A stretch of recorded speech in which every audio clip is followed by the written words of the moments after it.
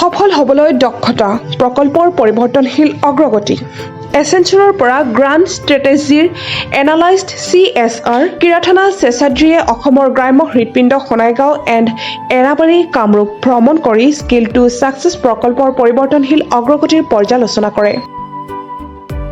ভাৰতীয় উদ্যোগীকৰণ বিকাশ প্ৰতিষ্ঠানে UII ৰূপায়ণ কৰা আৰু কৰ্মশক্তি বিকাশৰ প্ৰতি এচেঞ্চৰৰ বিশ্বব্যাপী দায়বদ্ধতাৰ দ্বাৰা ইন্ধন যোগোৱা এই প্ৰকল্পটোৱে পৰম্পৰাগত শিল্পীসকলক টেক ছেভি ক্ষুদ্ৰ উদ্যোগলৈ ৰূপান্তৰিত কৰিছে।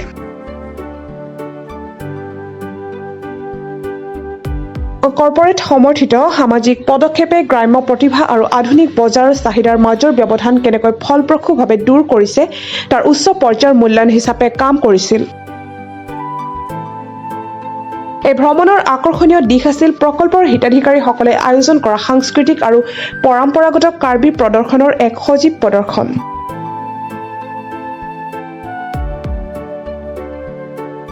অসমীয়া পৰম্পৰাগত কাৰুকাৰ্যক সমসাময়িক বাণিজ্যিক আকৰ্ষণৰ সৈতে মিহলি কৰা সামগ্ৰীৰ বৈচিত্ৰ্যপূৰ্ণ প্ৰদৰ্শনেৰে সম্ভাষণ জনায় এচেঞ্চৰৰ বিষয়াগৰাকী।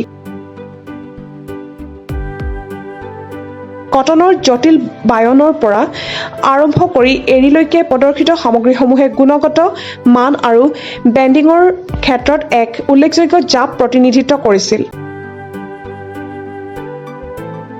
বিষয়াগৰাকীয়ে উদ্যোগীসকলৰ সৈতে পোনপটীয়াকৈ জড়িত হৈ তেওঁলোকৰ উৎপাদন চক্ৰ যোগান শৃংখলাৰ প্ৰত্যাহ্বান আৰু তেওঁলোকে এতিয়া নিজৰ গাঁৱৰ বাহিৰে গ্ৰাহকৰ ওচৰলৈ যাবলৈ ব্যৱহাৰ কৰা ডিজিটেল সঁজুলিসমূহৰ বিষয়ে সোধা পোছা কৰে।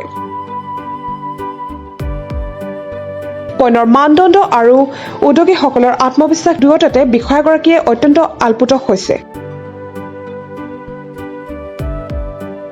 তেওঁলোকে উল্লেখ কৰে যে এই পদক্ষেপে কৰ্পৰেট সামাজিক দায়বদ্ধতা আৰু ফলপ্ৰসূ স্থানীয় নিষ্পাদনৰ সফল মিশ্ৰণক প্ৰতিনিধিত্ব কৰে।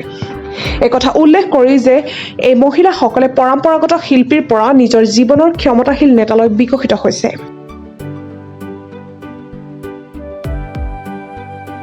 মিৰ্জাৰ পৰা সুনীল দাসৰ ৰিপৰ্ট, প্ৰাতঃটাইম ডিজিটেল।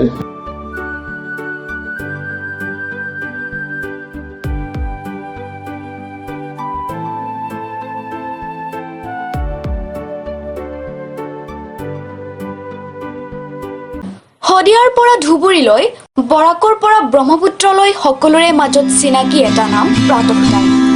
থলুৱা ভাষা, কৃষ্টি আৰু সত্য বাতৰিৰ আধাৰত প্ৰতিষ্ঠিত খবৰ প্ৰাতঃ টাইমৰ প্ৰতিটো বা বাতৰি পুংখানুপুংখভাৱে চাবলৈ Facebook, YouTube, website, Twitter, Instagram আৰু ব্লগাৰ পেজত লাইক আৰু ফ'ল'